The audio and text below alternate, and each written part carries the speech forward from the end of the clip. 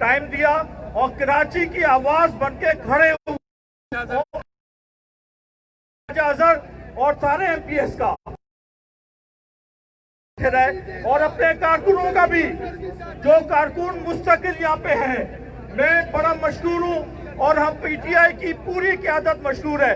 मैं स्पेशली असद उमर भाई का और गवर्नर साहब का भी बहुत मशहूर हूँ कि उन्होंने बेइंतहा टाइम दिया, मुस्तकिल मीटिंग्स की, गवर्नर हाउस में भी, पीएम हाउस में भी, और असद उमर साहब इसके लिए कल क्या तशरीफ लाए। और तो असद उमर और गवर्नर साहब।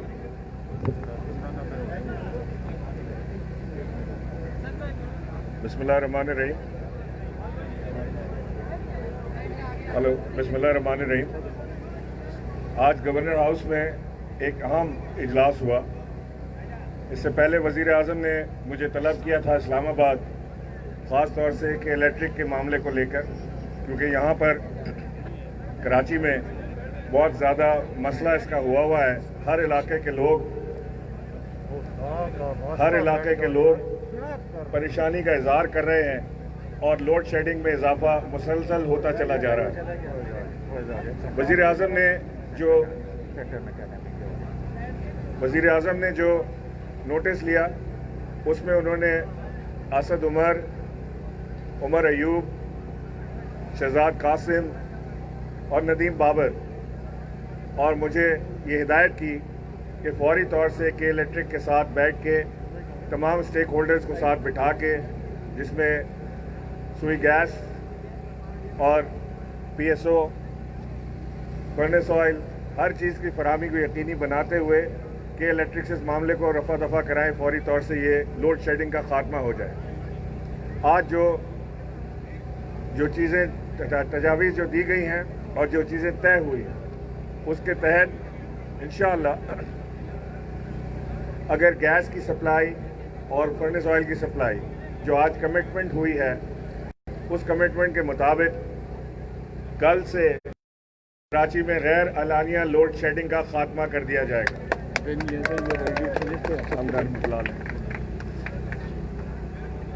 इसकी मज़ीद तफसीलात अभी असद उमर आपको देंगे। तकरीबन 77% कराची से जो लोड शेडिंग है वो ख़त्म कर दी जाएगी। 1/3 कराची की जो लोड शेडिंग है वो जिस तरह पिछले साल शेड्यूल लोड शेडिंग थी वो फ़िलहाल कायम रहेगी, लेकिन उसके साथ साथ मैं ये आपको बता दूं कि उसके ऊपर काबू पाने के लिए एक मरबूत प्लान मुंतखब किया गया है, जो असद उमर अभी आपको बताएंगे। मैं इंतज़ार कर रहा हूँ उनका, ये आ गए सर। ये आपको अभी सारी तफसीलन सारी चीज़ बताएंगे कि क्या वजारतें करेंगी असद उमर की वजारत, पावर की वजारत, पेट्रोल की वजारत, को सारा क्या करेंगी और के इलेक्ट्रिक का क्या ज़िम्मा होगा, वो असद उमर अभी आपको बताएंगे तफसील।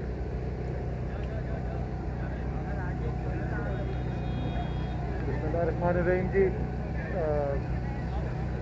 आज जो तफसीली हमारी बातचीत हुई है उसके बाद जो फैसले किए गए मैं मुख्तसरन आपको बता दूं, और एक दफ़ा फिर आप सबसे अपील, खुदा का वास्ता, बिजली से ज़्यादा ज़रूरी आपको अपने कोरोना से एहतियात करना। प्लीज़ बैठ जाएं, एक दूसरे के साथ ना खड़े हों प्लीज़। अच्छा जी, आज जो हमने फैसले किए उसके मुताबिक पेट्रोलियम डिवीज़न ने हमें यकीन दहानी दिलाई है कि गैस की सप्लाई जो है, जो पहले भी बढ़ाई जा चुकी थी, के इलेक्ट्रिक के पास मायदे के मुताबिक million standard cubic feet gas रोज़ाना फराहमी करना जो है वो जिम्मेदारी है। उसको बढ़ाकर 240 तक ले जाया गया है। पहले 270 भी गई थी, इसको 240 है। उसको दोबारा बढ़ाकर 290 मिलियन स्टैंडर्ड क्यूबिक फीट तक ले जाया जा रहा है, यानी 100 मिलियन स्टैंडर्ड क्यूबिक फीट रोज़ाना इजाफी गैस दी जाएगी कि इलेक्ट्रिक को। इसके साथ के इलेक्ट्रिक जो बिन कासिम पे इनके यूनिट्स हैं, जो ड्यूल फायर्ड यूनिट्स हैं, यानी एक से ज़्यादा ईंधन से वो यूनिट्स में से कुछ यूनिट्स शुरू में और तमाम यूनिट्स कुछ दिन के बाद फर्नेस ऑयल के ऊपर चलाए जाएंगे। फर्नेस ऑयल की जो सप्लाई है उसको पेट्रोलियम डिवीजन ने बढ़ा दिया है। इनके पास इस वक्त जो है पहले से ज़्यादा फाइनेंस ऑयल आ रहा है और मज़ीद उसके अंदर इजाफा किया जाएगा। मैं साथ साथ ये भी कह दूँ, बिल्कुल वाज़े में करना चाहता हूँ कि इन फैसलों से कहीं ये ना नतीजा अख्ज़ किया जाए कि गलती जो थी वो कोई पेट्रोलियम डिवीजन की थी। उसके लिए एक अलग फोरम है, नेपरा रेगुलेटर है इस सेक्टर का। नेपरा ने अपनी पब्लिक हियरिंग भी कराची में मुकम्मल की है और चेयरमैन नेपरा आज भी हमारे साथ मीटिंग में मौजूद थे और उन्होंने कहा है कि वो फैसला कि किसकी गलती से ये लोड शेडिंग में इजाफा हुआ वो नेपरा अलग से एक फैसला देगा। हमारा मकसद आज सिर्फ इतना था कि कराची के अंदर जो गैर मामूली लोड शेडिंग हो रही है और जो शेड्यूल्ड लोड शेडिंग के अलावा अनशेड्यूल्ड गैर एलानिया लोड शेडिंग हो रही है उसको फिल फॉर कैसे ख़त्म कराया जा सकता है। उसके लिए गैस सप्लाई का इजाफा का भी फैसला कर लिया गया। SSGC के MD भी यहाँ पे मौजूद हैं, के इलेक्ट्रिक के MD भी यहाँ पे मौजूद हैं और फर्नेस ऑयल की जो सप्लाई है उसके अंदर इजाफा भी कर दिया गया है। और इंशाअल्लाह ताला ये दोनों चीज़ें होने के बाद कल से कराची में कोई भी गैर एलानिया लोड शेडिंग नहीं होगी। जो कराची के तकरीबन 3/4 आबादी पर मुश्तमिल इलाके हैं जहां शेड्यूल लोड शेडिंग नहीं होती थी पहले, वही सूरत हाल में हम वापस चले जाएंगे। अब हम आगे के लिए कि ऐसी सूरत हाल दोबारा पैदा ना हो, ये बड़ी बदकिस्मती की बात है कि एक तरफ तो पाकिस्तान के अंदर बिजली की जो पैदावार है उसके इजाफे के लिए अरबों डॉलर के कॉन्ट्रैक्ट साइन किए जा रहे थे, लेकिन साथ ही साथ ये फैसले नहीं किए गए कि वो जब बिजली आएगी तो बाकी पाकिस्तान की तरह कराची किस तरीके से उस बिजली से मुस्तफीद हो सकेगा। तो उसके ऊपर जो हमने फैसले पिछले चंद माह के अंदर किए हैं उनका नतीजा ये निकलेगा कि अगले साल गर्मियों से पहले यानी 2021 की गर्मियों से पहले 550 मेगावाट इजाफी बिजली कराची के लिए मुहैया होगी। इस वक्त तकरीबन दिन पे मुनसर होता है 2903 तक के अंदर 5.5% मेगावाट के इजाफे का मतलब ये हुआ कि आप समझे तकरीबन 18% इजाफा किया जाएगा कराची में बिजली की फराहमी का अगली गर्मियों से पहले। फिर उससे अगला साल जो आएगा उस अगले साल की यानी 2022 की गर्मियों से पहले 800 मेगावाट मजीद इजाफा किया जाएगा, यानी 550 मेगावाट अगले साल और 800 मेगावाट उससे अगले साल। तो मजमूई तौर पे 2022 यानी 2 साल बाद की गर्मियों से पहले 1350 मेगावाट बिजली की फराहमी कराची में इजाफा किया जाएगा। फिर तीसरा, और ये सारी वो चीज़ें हैं जिनके ऊपर फैसले हो चुके हैं, इसमें से आप समझ लें तकरीबन 90% जो मैं फराहमी की बात कर रहा हूँ इस पे फैसले हो चुके हैं। कैबिनेट कमेटी ऑन एनर्जी ने भी फैसला कर दिया है, काबीना ने भी फैसले कर दिए हैं पिछले चंद माह के अंदर। 2023 की गर्मियों से पहले फराहमी में इजाफा किया जाएगा, यानी अगले साल 800 मेगावाट, उससे अगले साल और 800 मजीद मेगावाट उससे अगले साल।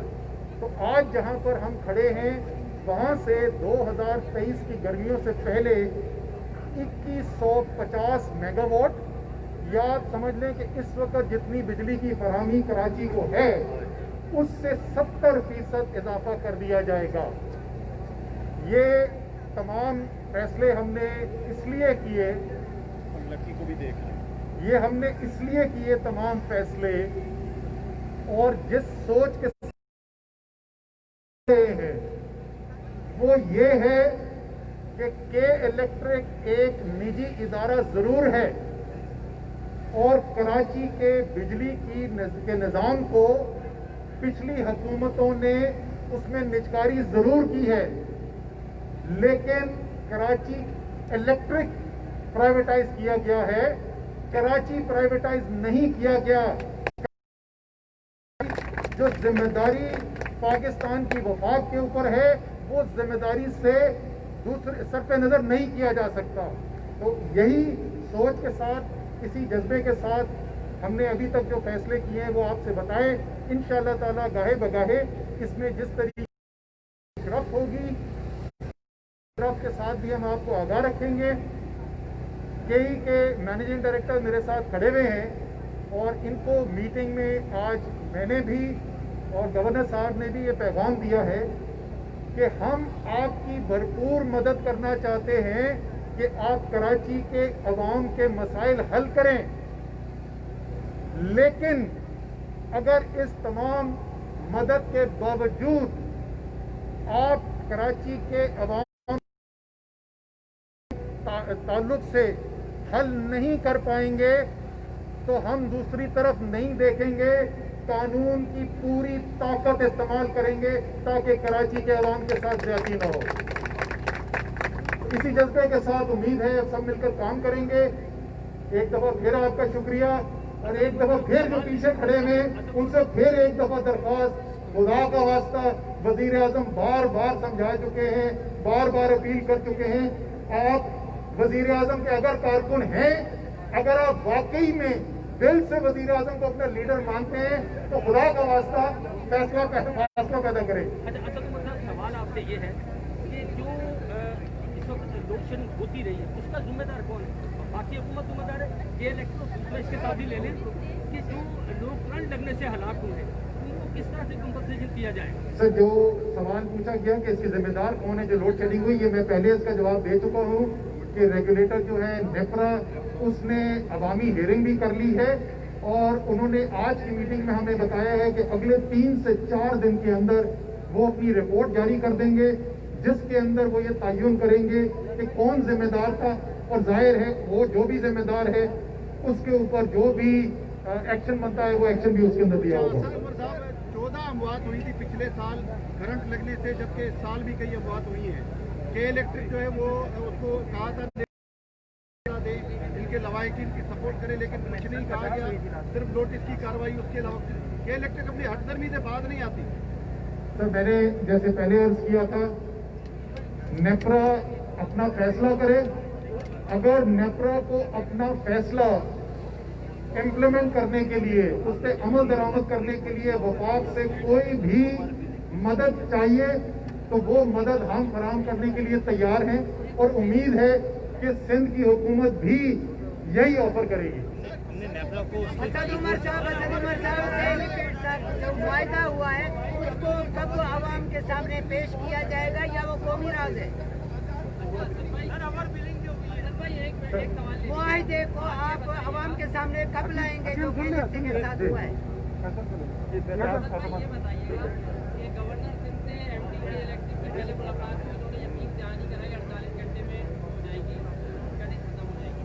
क्या ऐसी चीज़ है कि हमें आप मिनिस्टर हैं, गवर्नर सिंध है और बाद में आपकी हुकूमत है, क्यों इतनी बेबसी है कि इलेक्ट्रिक को आप लोग टेक ओवर नहीं करते? लोग मर रहे हैं, कराची ने इतना बड़ा मैंडेट आपको दिया है, वज़ीर आज़म एक्शन ले रहे हैं, उनके बावजूद भी यकीन दहानी कराई जा रही है। कौन सा ऐसा मुआहदा है, कौन सी ऐसी चीज़ है जो आपको रोक रही है इन चीज़ों से? तो मैं समझ गया सवाल। मैंने उस दिन असेंबली के फ्लोर पे भी इस बात का जवाब दिया था। मुआहदा के इलेक्ट्रिक के साथ तहरीके इंसाफ की हुकूमत ने नहीं किया, निजकारी के इलेक्ट्रिक की तहरीके इंसाफ की हुकूमत ने नहीं की। ये 15 साल पुराने मसाइल हैं। हम इनको एक बड़ा सादा सा पैगाम दिया है जो आपने भी सुन लिया, मैंने लाइव टेलीविजन के ऊपर भी कह दिया। मुझे पहले का पता नहीं, लेकिन या के इलेक्ट्रिक जो है हमारे साथ मिलके कराची के अवाम के बिजली के मसाइल हल करेगी और जिस सूरत में हम इनकी भरपूर मदद करने को तैयार हैं। और या कभी नहीं आएगा आवाम के सामने सर, मुआहदा कभी सामने सर, नहीं आएगा। देखो, अच्छा, ये मुआहदा पता नहीं क्यों नहीं सामने आया है। सामने सब कोर्ट में जमा है। सर, अगर इसकी जरूरत पड़ी तो जरूर कर लेंगे। जैसे मैंने कहा कि 15 साल से के इलेक्ट्रिक चल रहा था हमारी हुकूमत आने से पहले। मसला हमने हल करना है, वो जिम्मेदारी वफाक की है, उस जिम्मेदारी से हम पीछे नहीं हटेंगे। वो हम टेक ओवर करके करते हैं, हम इनसे काम करवा के करते हैं, वो हमारी जिम्मेदारी है। अच्छाई की तरफ जा रहे हैं, अच्छी बात है। अगर मुआवजे की बात मोनी सर्वी साहब खड़े हुए बता दें उनको मिलेगा या नहीं, इनसे करवाएं। हाँ जी, मोनी सर्वी साहब मोनी सर्वी साहब बताइए।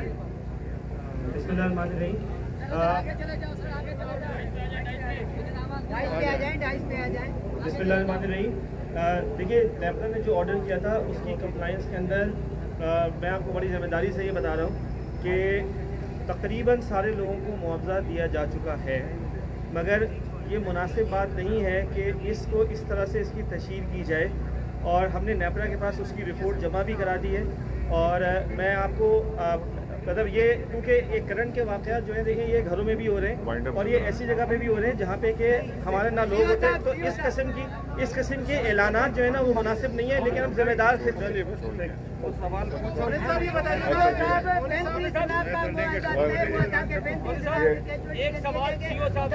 अभी असद ने बड़ी तफसील से आपको सारी चीज़ों से आगाह किया और आज मीटिंग में नरमी गर्मी भी रही, एक दूसरे की मदद करने का इरादा भी किया गया और ऑर्डर्स भी उसके हुए। ये जो ओवर बिलिंग का मामला है इसे मैं खुद नेपरा के पास लेकर जाऊंगा और इसको हम इसकी ऑडिट करवाएंगे। और ओवर बिलिंग की अगर ओवर बिलिंग निकली तो ये के इलेक्ट्रिक के सीईओ खड़े हैं, ये रिफंड करें, हम नेपरा से इसका ऑडिट करवाएंगे। मेरी बात पूरी सुनिए। मैं आखिर में मैं यहाँ पे रिक्वेस्ट करूँगा पूरे यहाँ पे जो सारे पार्लियामेंटेरियंस बैठे हुए हैं कई दिनों से, पहले तो मैं इनका शुक्रिया अदा करता हूँ कि इन्होंने कराची की आवाज़ बनकर इस मामले को उठाया। और दूसरी बात कि अब आप इस बात पर भरोसा रखें कि वफाक ने बड़ा सीरियसली आज 4 वफाकी वुज़रा इसके अंदर शामिल रहे, गवर्नर इसके अंदर शामिल थे, कई के सीईओ इसके अंदर शामिल थे, सुई गैस के एमडी इसमें शामिल थे, नेपरा। और आज बड़े हाई लेवल पे इस मीटिंग का इख्तिताम हुआ जिसका ऑफिशियली जिसके मिनट्स की गई है जिसको, तो इस पे आप हम पे भरोसा रखें। इंशाल्लाह जितना दर्द कराची का आपके दिल में है वफाक में इमरान खान के दिल में भी ये दर्द महसूस हो रहा है। तो लिहाजा आपसे दरख्वास्त है कि आज इस धरने का इख्तिताम करें, कुछ टाइम दें। जो टाइमलाइन सेट हुई है आज असद उमर की मौजूदगी में, गवर्नर की मौजूदगी में जो कमिटमेंट्स हुए, इंशाअल्लाह अल्लाह ने चाहा तो पी से आपको गैर एलानिया लोड शेडिंग कराची में नहीं मिलेगी। बहुत शुक्रिया। खास तौर से राजा अजहर आपका बहुत मशहूर हूँ कि आप दिन रात यहाँ पर बैठे अपनी टीम के साथ।